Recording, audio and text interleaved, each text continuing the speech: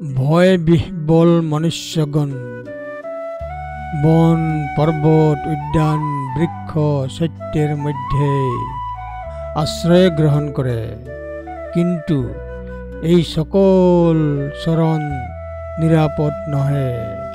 ধম্মপদ 188। ভয়ে কাঁপতে থাকা মানুষ পাহাড়ে আশ্রয় নেন, গুহায়, বনে, উদ্যানে, গাছে এবং মন্দিরে আশ্রয় নেয়। তারা অনেক আশ্রয় খোঁজে, পাহাড়ে, জঙ্গলে, পবিত্র গাছের কাছে, মঠে এবং উপাসনালয়ে যায়। তারা ভয়ে উদ্বেলিত মানুষ, কিন্তু এই সকল আশ্রয় মুঠেও নিরাপদ নহে। ধম্মপদ 188। বহুং ও শরণং যন্তি পব্বতানি বনানি স